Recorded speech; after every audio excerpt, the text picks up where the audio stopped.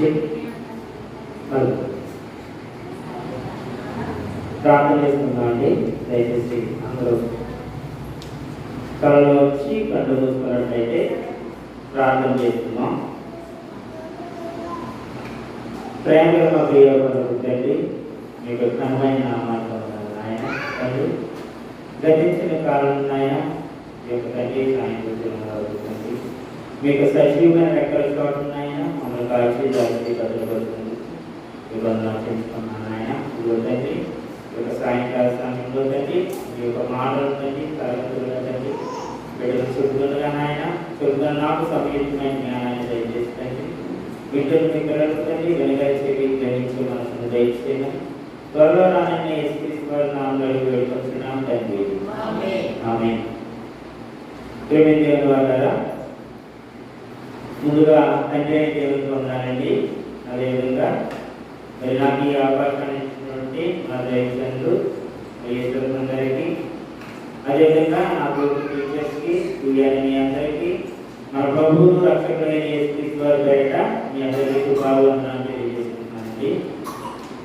పిల్లరా, ఈనాటి బైబిల్ ప్యాకెట్లో బైబిల్ని ఎలా చదవాలి, బైబిల్ని ఎలా చదవాలి అనే అంశాన్ని మనం నేర్చుకున్నాం. ఎందుకంటే బైబిల్ని చాలామంది చాలా రకాలుగా చదువుతూ, లేదా ఉదయాన్నే లేచి ఒక పేపర్ పెట్టుకుని ఒక క్వశ్చన్ చదువుకొని చిన్న ప్రార్థన చేసుకుని, లేకపోతే చదువుకోవాలని బైబిల్ని చదువుతున్నారు.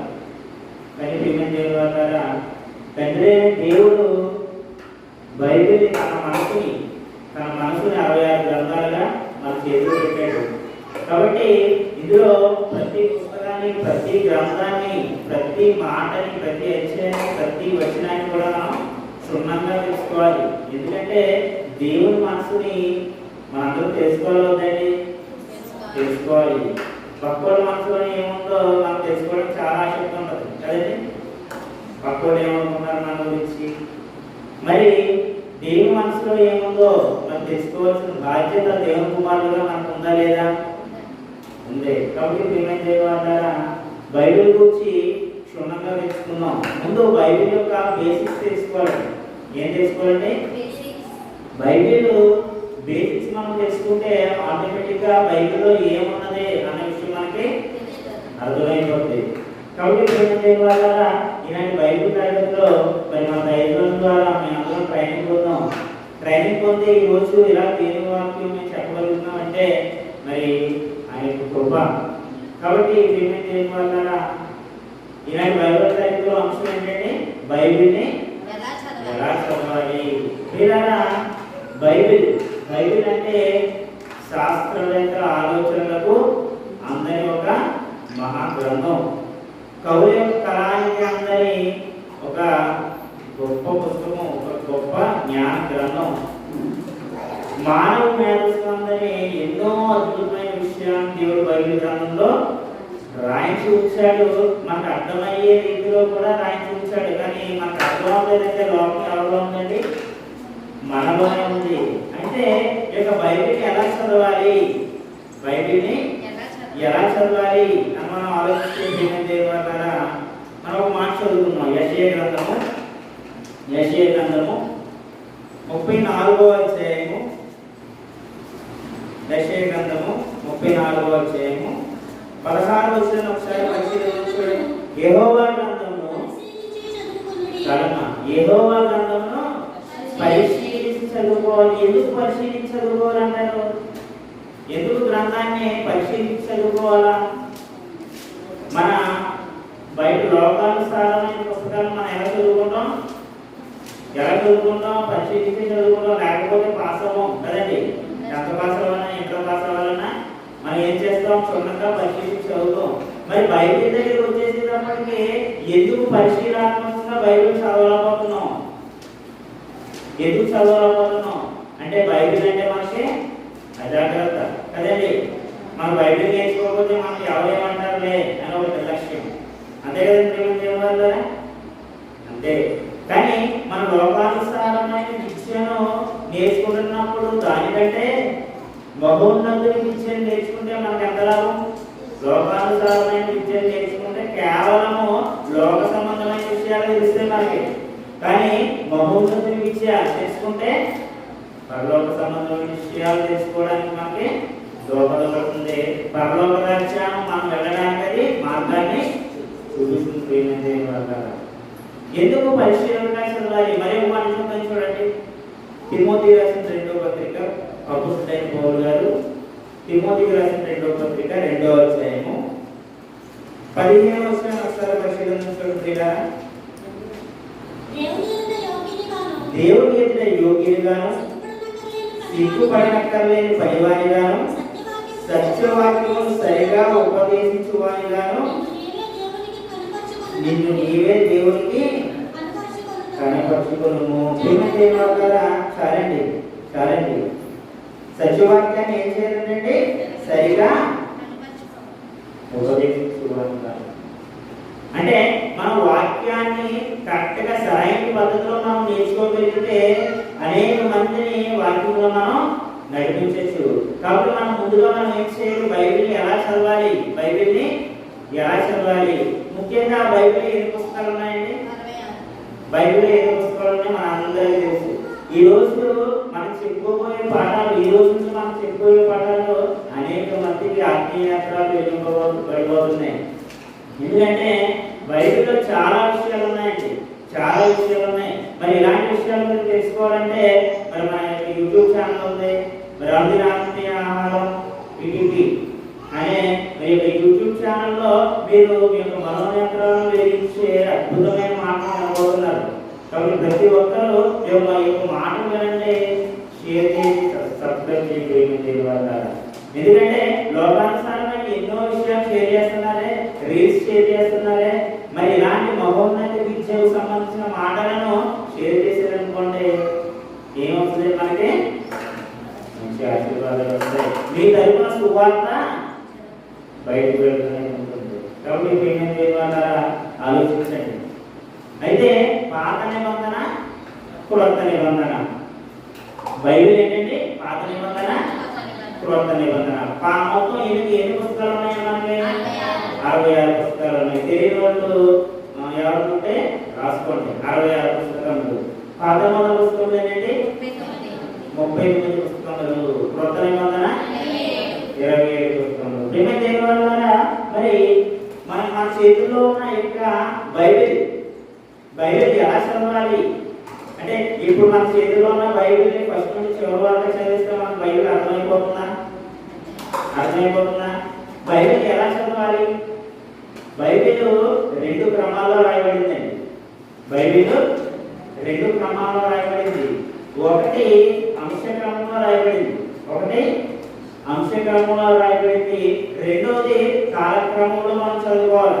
బైబిల్ ఎలా చదువుకోవాలంటే అంశక్రమంలోని, కాలక్రమంలోని. ఇప్పుడు మన చేతుల్లో ఉన్న 66 గ్రంథాలు అంశక్రమంలో పోల్చబడ్డాయి.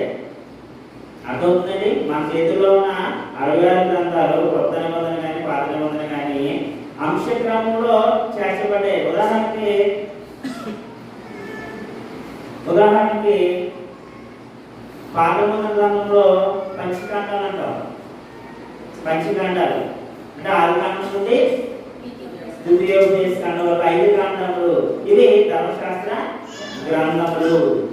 తర్వాత నుండి చరిత్ర గ్రంథాలు, అదేవిధంగా ప్రవక్తల గ్రంథములు, కావ్య గ్రంథములు. ఇలాగా బైబిల్ని సమకూర్చారు. కానీ మనం బైబిల్ని నేర్చుకోవాలనుకుంటే ఈ క్రమంలో చదివితే మనకు అర్థమవుతుంది. కాలక్రమంలో బైబిల్ చదువుకోవాలి. ఎలా చదువుకోవాలంటే కాలక్రమంలో చదువుకోవాలి. మీకు ఉదాహరణ ఒక ఎగ్జాంపుల్ చెప్తాను.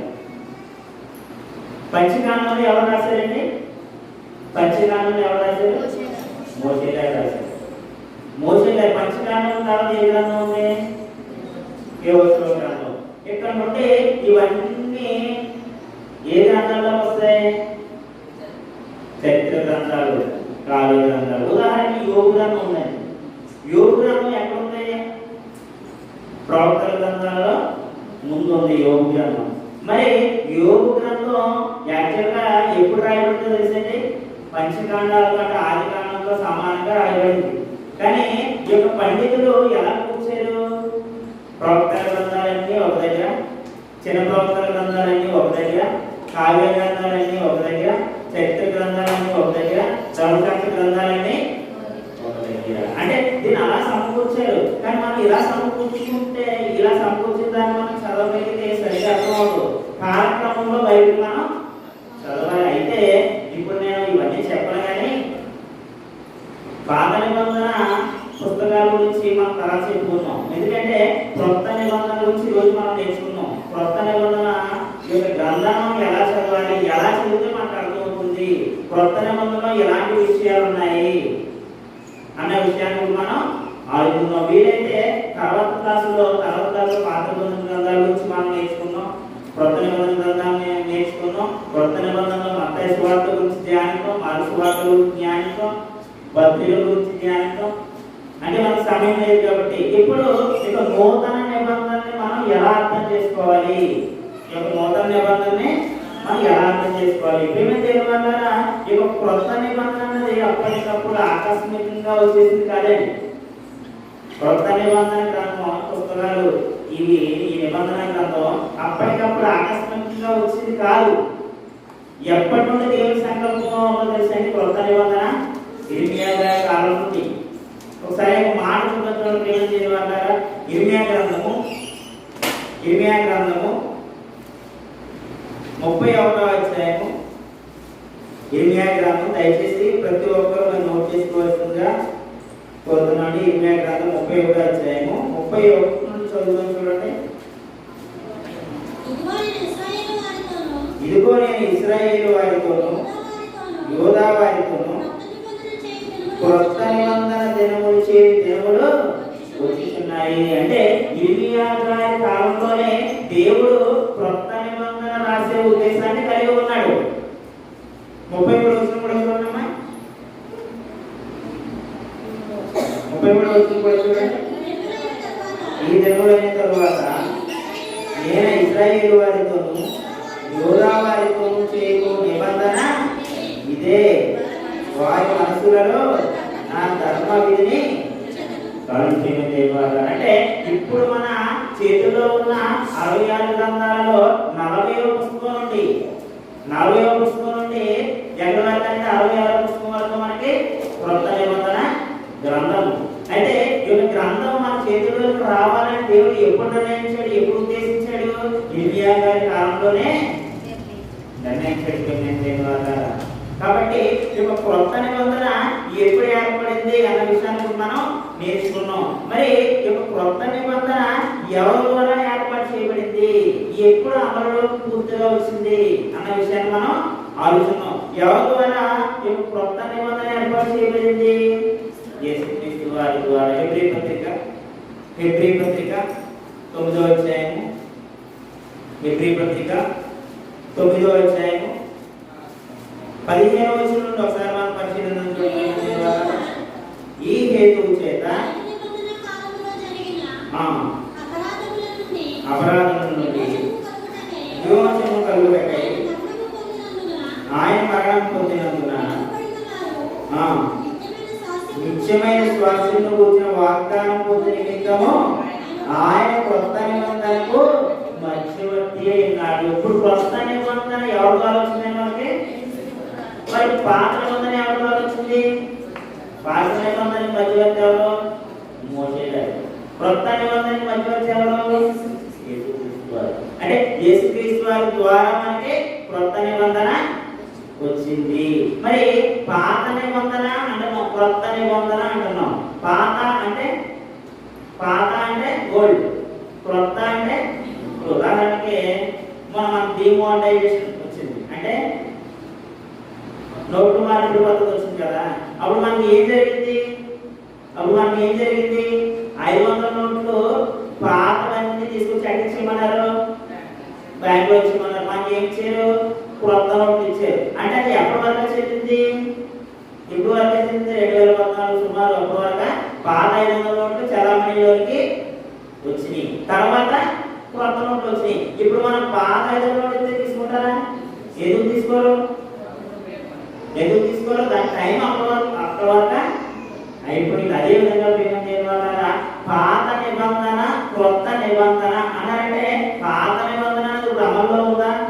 పాత నిబంధన అసలు ఎవరికి అది ఎప్పుడు రాయబడిందనే విషయాలు మనం తర్వాత క్లాసులో నేర్చుకున్నాం, ముందు ముందు నేర్చుకోబోతున్నాం. అయితే ఇప్పుడు మనకు అవసరమైనది క్రొత్త నిబంధన కాబట్టి మీకు క్రొత్త నిబంధన గురించి కొన్ని వివరాలు క్లుప్తంగా ఇస్తాను. అసలు ఎలా చదువుకుంటే ఇప్పుడు క్రొత్తగా బైబిల్ నేర్చుకుంటున్న వాళ్ళకి ఎలా చదివితే బైబిల్ అర్థమవుతుంది, క్రొత్త నిబంధన ఎలా చదువుకోవాలి, ఎలా చదువుకుంటే మనకు అర్థమవుతుంది. అందుకు ఈ బైబిల్ క్లాసులు అంటే మరి యేసత్వం గారి ద్వారా మన భాషల ద్వారా ఏర్పాటు చేయబడ్డాయి. కాబట్టి ఏ విధంగా చదివితే మనకు బైబిల్ అర్థమవుతుంది అన్న విషయాన్ని మనం నేర్చుకున్నాం. ప్రేమ ద్వారా క్రొత్త నిబంధన పుస్తకంలో ఎన్ని మనం నేర్చుకున్నాం? ఏంటంటే 27 పుస్తకములు. ఈ యొక్క 27 పుస్తకములు వెనక ఎవరున్నారు? పాత నిబంధన గ్రంథం రాయబడిన కనుక ఎవరున్నారు? దేవుడే అన్నారు.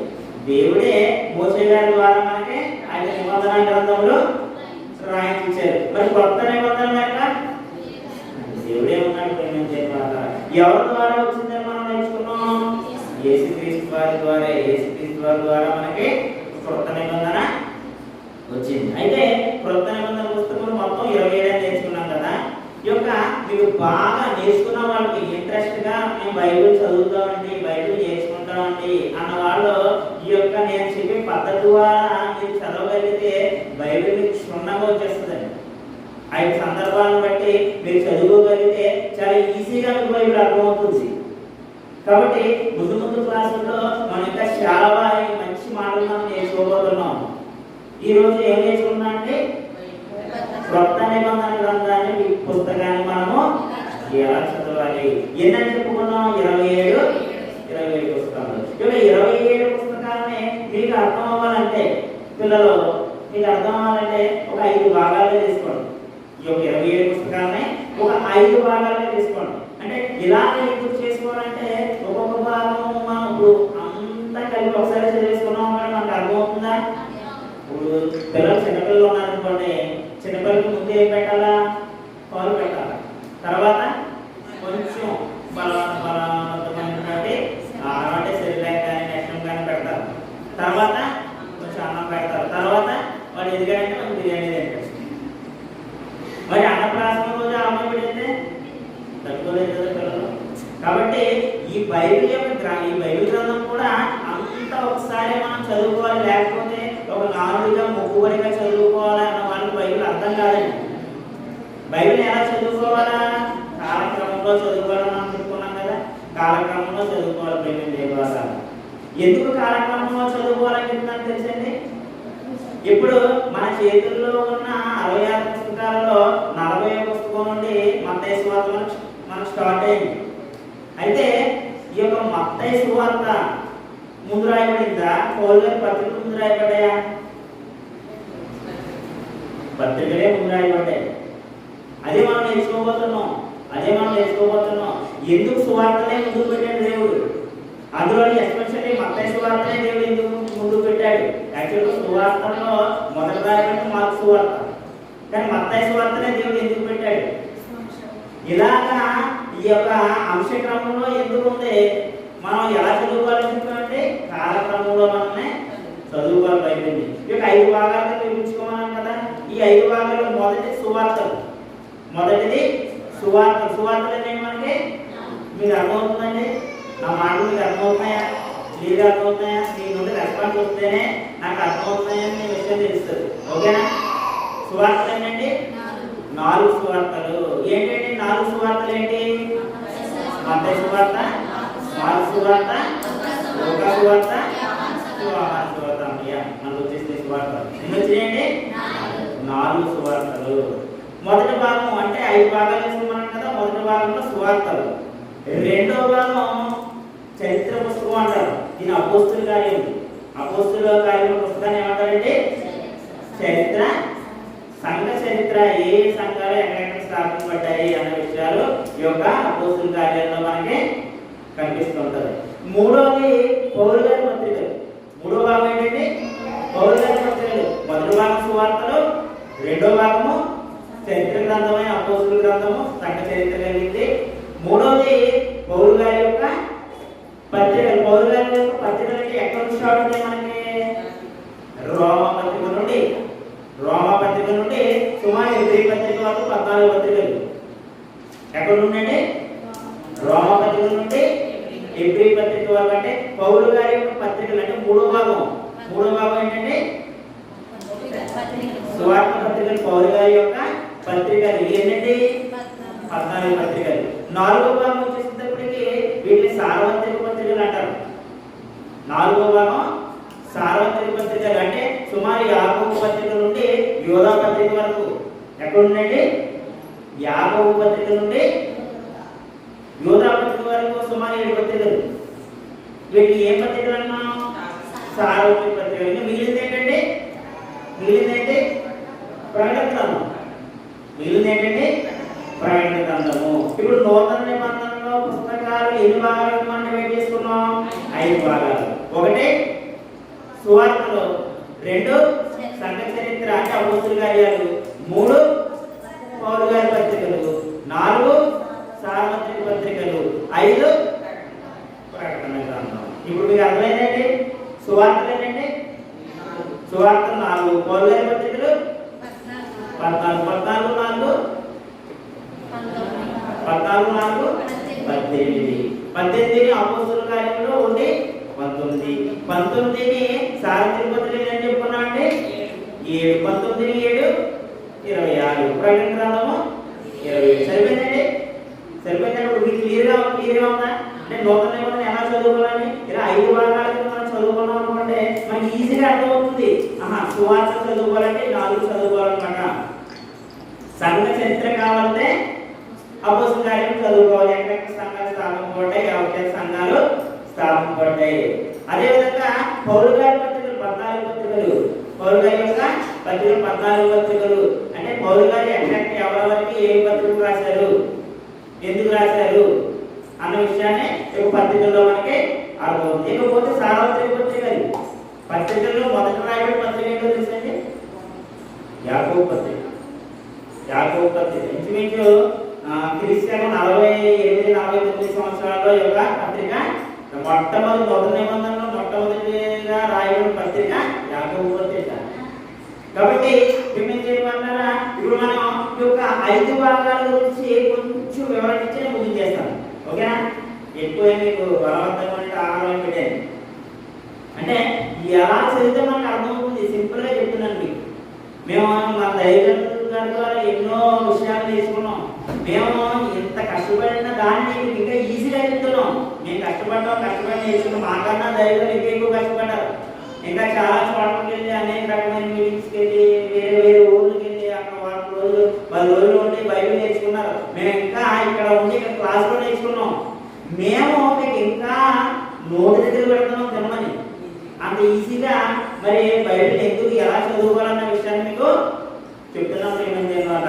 మొదటిగా సువార్తల గురించి ఆలోచిస్తున్నాం. అసలు సువార్త అంటే ఏంటండి తెలుసా మీకు? అసలు సువార్త అంటే ఏంటి? ఒకసారి రిఫరెన్స్ చూద్దాం. మొదటి కొరింథీ పత్రిక 15వ అధ్యాయము. మొదటి కొరింథీ పత్రిక 15వ అధ్యాయము మొదటి వచనం 3వ వచనం చదవండి. మరియు సహోదరులారా, నేను మీకు ప్రకటించే సువార్త మీకు తెలియవచ్చు. శ్రీమంతులారా, కొరింథీ సంఘానికి పౌలు గారు మాటలు రాస్తూ, సహోదరులారా నేను మీకు సువార్తను ప్రకటిస్తున్నాను కదా. అయితే సువార్త ఏంటో తెలుసా మీకు? 3వ వచనంలో ఏమంటుందంటే మీరు దాన్ని అంగీకరిస్తే దాని అందే నిలిచి ఉన్నారు. చూడండి.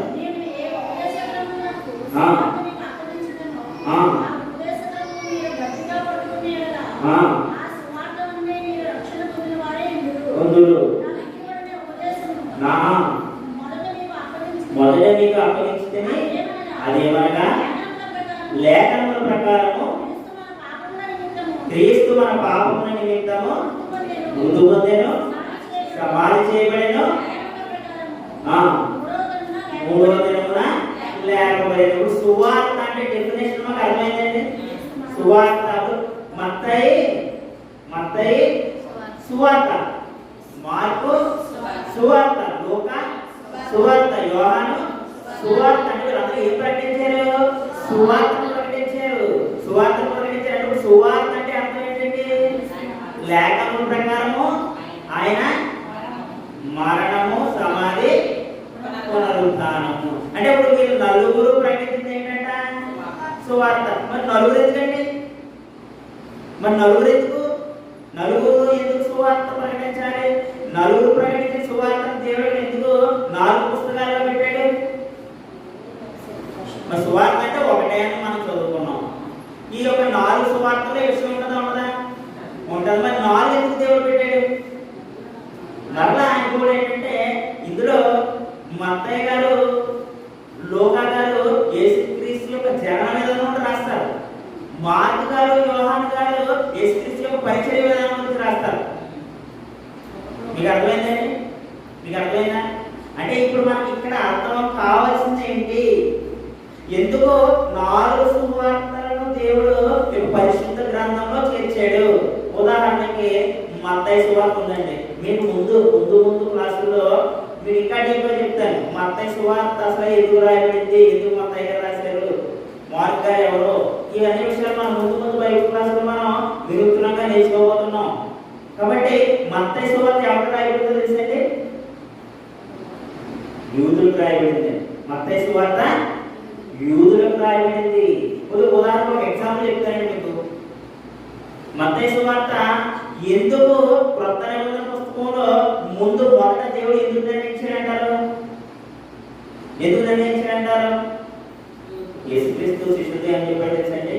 నశించిపోతున్న ఇశ్రాయేలు గొర్రెల యొక్కకే మీరు దేవోక్తులు ఎవరు పరం చేయబడ్డాయండి? యూదులు పరం చేయబడ్డాయి. అందుకే ఈ యొక్క సువార్తలలో ప్రేమించని వల్ల యూదుల కొరకు ఒక యూదుడు రాసిన సువార్త ప్రేమించని వల్ల యొక్క మత్తయి సువార్త. మత్తయి గారు కూడా ఎవరండి? ఆయన కూడా యూదుడే. మత్తయి గారు ముందు ఇక మత్తయి సువార్త ధ్యానాలలో మీకు ఇంకా ఎక్కువ ఇన్ఫర్మేషన్ ఇవ్వబోతున్నాను. మీకు ఇప్పుడు అవుట్లైన్స్ ఇస్తానంటే కేవలం మీకు నూతన నిబంధన మీద అవుట్లైన్స్ ఇస్తాను. ఇప్పుడు మత్తయి సువార్త ఎవరు రాయబడిందండి? యూదులకు. ఉదాహరణకి యూదులకు రాసేటప్పుడు ఏమని రాయాలా? మత్తయి సువార్త మొదటి విషయం ఏముంటుందండి? అబ్రహాము కుమారుడు, దావీదు కుమారుడు, యేసుక్రీస్తు వారి వంశావళి. అంటే యూదులకు అబ్రహాం ఎవరో తెలుసు కదా? యూదులకు తెలియకపోవడం ఆయన యొక్క మా యొక్క పెట్టుబడి చెప్పుకుంటారు. అంటే యూదులకు రాసేటప్పుడు ఎలా స్టార్ట్ చేయాలా? అలాగే స్టార్ట్ చేయాలి. ఇప్పుడు మార్కు గారు ఉన్నారండి. మార్కు గారు ఎవరికి రాశారు? మార్కు గారి సువార్త ఎవరు రాశారు? రోమాలో ఉన్న క్రైస్తవులకు రాశారు. ఇప్పుడు రోమాలో ఉన్న క్రైస్తవులకు ఈ యొక్క మార్కు గారు రాస్తూ అబ్రహాము కుమారుడు, దావీదు కుమారుడు, యేసుక్రీస్తు రాశారు అనుకోండి. అప్పుడు ఏం అర్థం అవుతుంది? ఎందుకు అర్థం అవుతుంది? అబ్రహాం గారు, దావీదు గారు ఎవరికి తెలియదు. కాబట్టి ఏమంటే యేసుక్రీస్తే దేవుడు కుమారుడు అని పరిచయం చేస్తూ మార్కు గారు రాశారు. ఇప్పుడు అర్థమైందండి? మత్తయి గారు ఎవరు? 4 సువార్తలు ఎందుకు దేవుడు బైబిల్ గ్రంథంలో ఉంచబడిందంటే మత్తయి గారు ఎవరికి రాశారు? యూదులకు రాశారు. మార్కు గారు రోమాలో ఉన్న క్రైస్తవులకు రాశారు. మరి లూకా గారు ఎవరికి రాశారు? ఓ థియోఫిలా అని ఉంటుంది. చూసారండి? ఓ థియోఫిలా. ఎవరి థియోఫిలా? అసలు ఈ లూకా గారు థియోఫిలా రాయాల్సిన అవసరం ఏంటి? లూకా గారు ఎన్ని గ్రంథాలు రాశారు? ఎన్ని పుస్తకాలు రాశారు? 2. ఏంటంట? లూకా సువార్త, అపోస్తలుల కార్యములు. అసలు ఈ థియోఫిలా అన్న వాళ్ళు ఎవరో మీకు లూకా సువార్త చెప్తాను. ఈ థియోఫిలా అన్న ఎందుకు రాయాల్సి వచ్చింది ఆయనకి? ఎవరైనా అసలు అని. ఇప్పుడు యోహాను సువార్త. ఈ యొక్క యోహాను సువార్త ఎవరు రాశారు? సార్వత్రిక అందరికీ, శిష్యులకి అందరికీ రాయబడి. ఇప్పుడు ఇక 4 సువార్తలు ఒకరికి రాయబడలేదు. మీకు అర్థమవుతుందా? 4 సువార్తలు విడివిడిగా రాయబడి కాబట్టి 4 సువార్తల అవసరత ఈ యొక్క కొత్త నిబంధనలో ఉంది. కాబట్టి దేవుడు ఈ యొక్క కొత్త నిబంధనలో 4 సువార్తలనే ఉంచాడు. మీకు అర్థమైంది? ఇప్పుడు సువార్త ఒకటే అయినప్పుడు 4 సువార్తలను దేవుడు ఎందుకు ఉంచాడు? అందులో మత్తయి సువార్తనే ముందు ఎందుకు పెట్టాడు? మీకు ముందు క్లాసులో చెప్తాను. మీకు అవుట్లైన్స్ మాత్రం చెప్తాను. ఒక అర్థమైనా మొదటి భాగం ఏం చూసాం? సువార్తలు సువార్తలు సువార్తలు. రెండో భాగం ఏం చెప్పుకున్నాం? సంఘ చరిత్ర అంటే అపోస్తుల కార్యం. అపోస్తుల కార్యం ఇక అపోస్తుల కార్యంలో మనకి ఏమేమి ఉంటాయి? అపోస్తుల కార్యంలో అవుట్లైన్ చూసుకున్నాం. అపోస్తుల కార్యంలో ఏమేమి ఉంటాయి? పెంతెకొస్తేన సంఘం ప్రారంభించబడుతుంది. తర్వాత యోహాను గారు పేతురు గారు ఒక వారం 10వ అధ్యాయం ఆయన కనపడతారు. అక్కడ నుండి మధ్యలో కొంతమంది 7-9 రోజులు శవన్ గారు కనపడతారు. అక్కడ నుండి పౌలు గారు కనపడతారు. ఓకేనా? పౌలు గారు ఎక్కడెక్కడ పరిచయం చేశారు, ఎక్కడెక్కడ సువార్తలు చేశారు, ఎక్కడెక్కడ సంఘాన్ని స్థాపిస్తారన్న విషయాన్ని మనకు అపోస్తుల కార్య గ్రంథం క్షుణ్ణంగా చదివితే మనకు బాగా అర్థమవుతుంది. ఓకేనా? చరిత్ర గ్రంథం అయిపోయింది. మూడోది ఏంటంటే పౌలు గారి పత్రిక. మీరు వింటున్నారా? ఫాలో అవుతున్నారా? మీ నుండి రెస్పాన్స్ రావట్లేదు. యూత్ మీరే నేర్చుకోవాలి బాగానే. ఓకేనా? మొదటి భాగం నేర్చుకున్నాం ఏంటి? సువార్తలు నేర్చుకున్నాం అంటే అవుట్లైన్స్ మాత్రమే చెప్తున్నాను మీకు. అర్థమవుతుందండి? రెండవది సంఘ చరిత్ర గల పుస్తకం. మూడవది పత్రికలు. ఎవరి పత్రికలు? పౌలు గారి యొక్క పత్రికలు. వింటున్నారా? పౌలు గారి యొక్క పత్రికలు. పౌలు గారి యొక్క పత్రికలని మీకు బాగా సింపుల్ గా అర్థమని చెప్తాను. ఓకేనా? అర్థమవుతుందండి? ఫాస్ట్ చెప్పేస్తాను. అర్థమవుతుంది కదా? పౌలు గారి పత్రికని ఒక 4 భాగాలుగా చేసుకున్నాం. మీకు అర్థమయ్యేలా మీకు అర్థమవుతుందని చెప్తాను. 4 భాగాలు చేసుకున్నాం. ఎక్కడ నుంచి స్టార్ట్ అవుతుందని చెప్పాం? పౌలు గారి పత్రికలు రోమ పత్రిక నుండి ఎబ్రీ పత్రిక వరకు. ఓకేనా? ఇక పౌలు గారి యొక్క పత్రికలు 4 భాగాలు చేసుకుంటే రోమా పత్రిక నుండి రాసుకోండి. రోమా పత్రిక నుండి రోమా పత్రిక, కొరింథీ మొదటి పత్రిక, రెండవ పత్రిక, గలతీ పత్రిక, హెబ్రీ పత్రిక. ఓకేనా? మరి చెప్తాను. రోమా పత్రిక, కొరింథీ మొదటి పత్రిక, రెండవ పత్రిక, గలతీ పత్రిక, హెబ్రీ పత్రిక. వీటిని రక్షణ పత్రికలు అంటారు. రక్షణ పత్రికలు అంటే ఈ యొక్క పత్రికలలో మనం చదివితే రక్షణ గురించి మనకు ఉండదు. రక్షణ పొందితే ఎలా ఉంటుంది, అసలు రక్షణ పొందాలంటే ఏం చేయాలి, రక్షణ పొందిన తర్వాత మనకి ఏమేమి కలుగుతాయి అన్న విషయాన్ని యొక్క 5 పత్రికలు మనం చదువుకోగలిగితే మీకు ఆ విషయం మనకు అర్థమవుతుంది. మీకు టాపిక్స్ కింద ఎందుకు చెప్తానంటే మీకు బాగా అర్థమవుతుంది.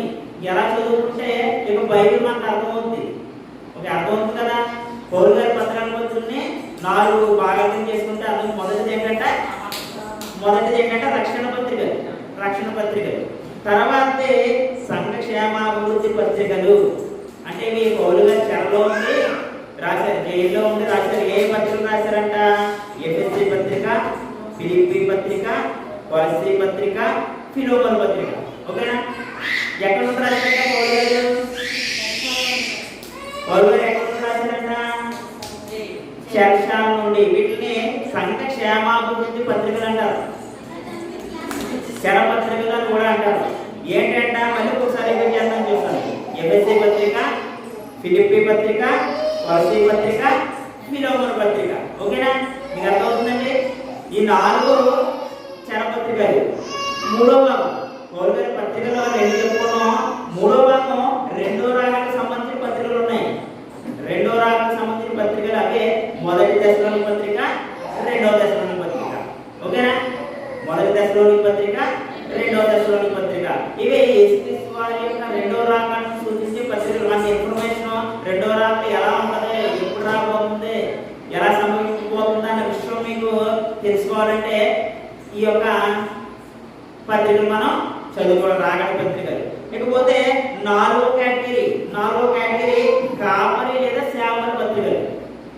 4వ కేటగిరీ ఏంటంటే కాపరి లేదా సేవకుల పత్రికలు. ఇవి మొదటి తిమోతి, రెండవ తిమోతి, తీతు. ఓకేనా? మొదటి తిమోతి పత్రిక, రెండవ తిమోతి పత్రిక, తీతు రాసిన పత్రిక. ఈ 3 పత్రికలు ఒక ఉపదేశకుడు ఏ విధంగా ఉండాలి, ఒక బోధకుడు ఏ విధంగా ఉండాలి, ఒక కాపరి ఏ విధంగా ఉండాలి, ఒక సేవకుడు ఏ విధంగా ఉండాలి అని పౌలు గారు ఇందులో రాసి చెప్పు. మీకు అర్థమైన పౌలు గారి పత్రికలు 4 భాగాలు చేసుకున్నాం. 1 రక్షణ పత్రికలు, 2 చెర పత్రికలు, సంఘ క్షేమాభివృద్ధి పత్రిక, 3వది రెండవ దానికి సంబంధించిన పత్రికలు, 4వది కాపరి లేదా సేవకుల పత్రికలు. ఓకే, అర్థమైందండి? అర్థమైందా? పౌలు గారి 14 పత్రికలు 4 భాగాల కింద ఇప్పుడు మిగిలిన తర్వాత ఏంటి 4వ టాపిక్. ఇప్పుడు 3 టాపిక్లు చెప్పుకున్నాం. క్రొత్త నిబంధన ఎలా చదవాలన్న దాంట్లో 3 టాపిక్లు చెప్పుకున్నాం. ఒకటేంటి సువార్త చెప్పుకున్నాం, సంఘం గురించి చెప్పుకున్నాం, చరిత్ర. మూడోది పౌలు పత్రిక గురించి మనం చెప్పుకున్నాం. ఇప్పుడు 4వది మిగతా పత్రికలు ఏమున్నాయంటే అన్ని సంఘాలకు అన్ని కాలాలకు సంబంధించిన పత్రికలు, సంఘ క్షేమాభివృద్ధి గురించి పత్రికలు చెప్పుకున్నాం కదా. ఈ పత్రికలు ఏంటంటే పేతురు గారి పత్రికలు. అంటే పేతురు గారి పత్రికలు ఏంటి?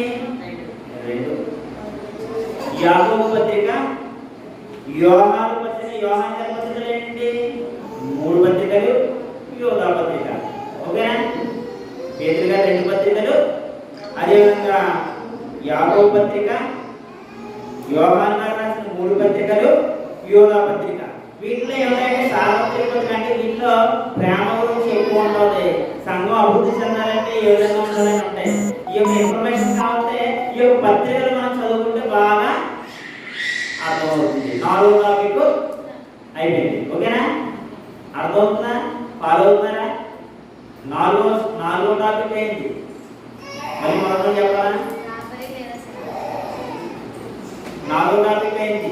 ఎదురు 4 టాపిక్. 4వ టాపిక్ నూతన నిబంధన విభజనలో 4వ టాపిక్. మొదటి సువార్తలో ఫస్ట్ది, రెండోది సంఘ చరిత్ర, మూడోది పౌలు పత్రికలు, 4 సార్వత్రిక పత్రికలు, 4 అయిపోయినాయి.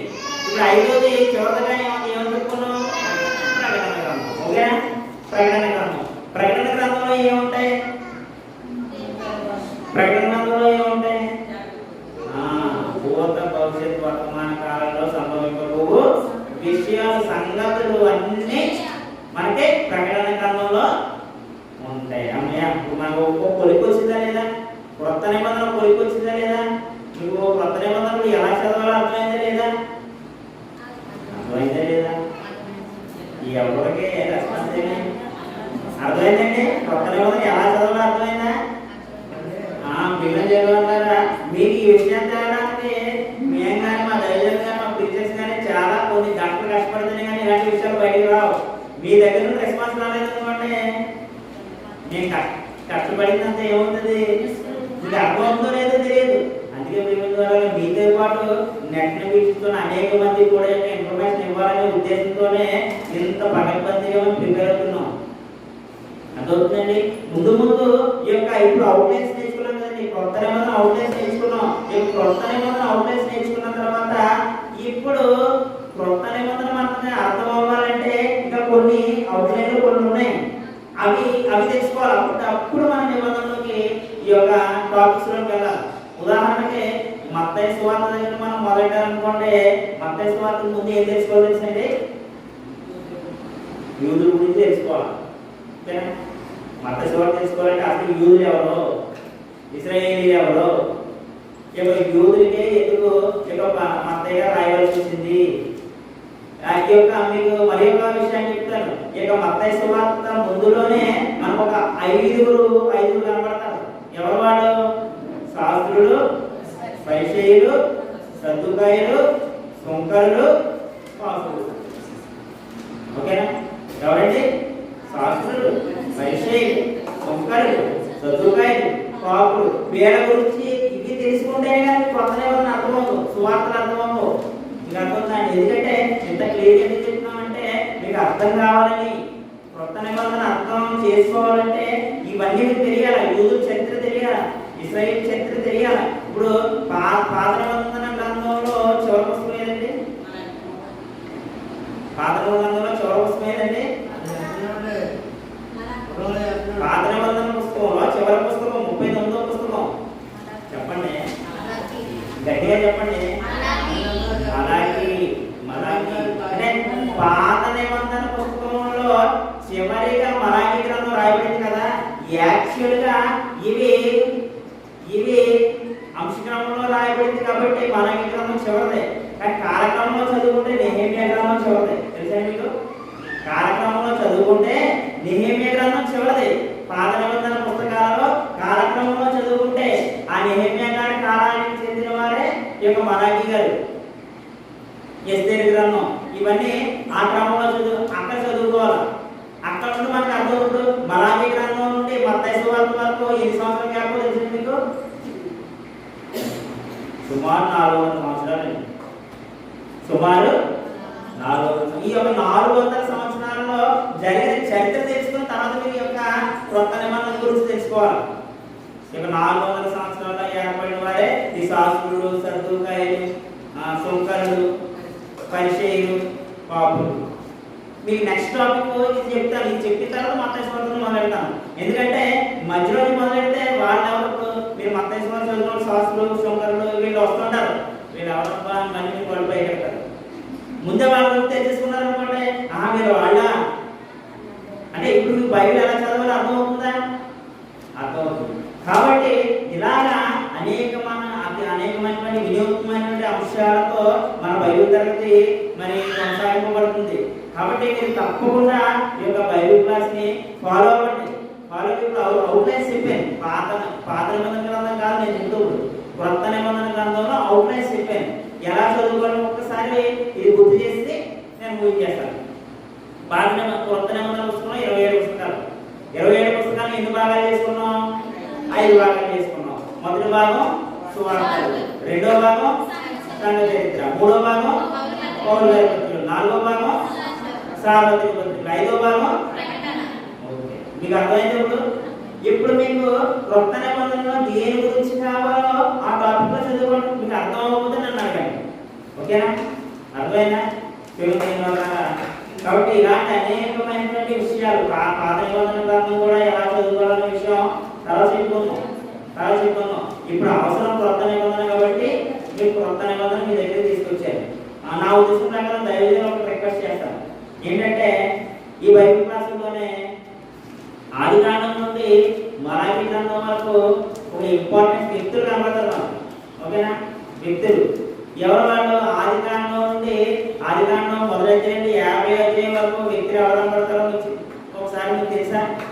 ఆదాము కనబడతాడు, నోవా కనబడతాడు, అబ్రహాం కనబడతాడు, ఇస్సాకు కనబడతాడు, యాకోబు కనబడతాడు, తర్వాత 12 మంది గోత్రాలు కనబడతారు. తర్వాత యేసేపు గారు కనబడతారు. యేసేపు గారితో 50 అధ్యాయం పూర్తి అయిపోతుంది. అంటే నా ఉద్దేశం ప్రకారం పిల్లలకి నాకన్నా అనుభవం కలిగిన వారు కాబట్టి మన దైవజనులు వీళ్ళ గురించి ఈ క్లాసులో బైబిల్ క్లాసుల్లో పాత గ్రంథంలో వీళ్ళ గురించి చెప్పమని మేము కూడా తెలుసుకోవాలని మేము అడుగుతున్నాం. కాబట్టి అంటే ఆదికాండం మొదలధ్యాయం నుండి చివరి అధ్యాయంలో మనకి ఇంపార్టెంట్ వ్యక్తులు ఎవరున్నారో వాళ్ళ యొక్క చరిత్ర మాకు కూడా అది మాకు అవసరం కాబట్టి మీకు కూడా చాలా అవసరం కాబట్టి నేర్చుకోవడానికి మరి అది చెప్పవలసిందిగా మీరైతే చెప్పవలసిన మన దైవం నేను కోరుతూ ఇంతతో యొక్క మరి మాటలు ముగిస్తూ మీ అందరికీ ఉన్నాను.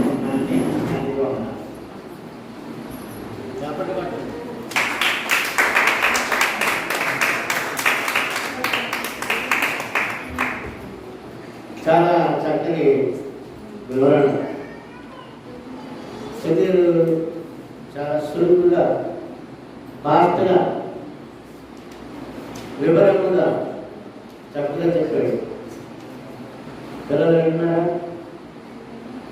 పాత నిబంధన, కొత్త నిబంధన పుస్తకాలు, ముఖ్యంగా కొత్త నిబంధన విధానం చాలా ఫాస్ట్గా చెప్పేశాడు. అది 2 గంటల ప్రసంగం.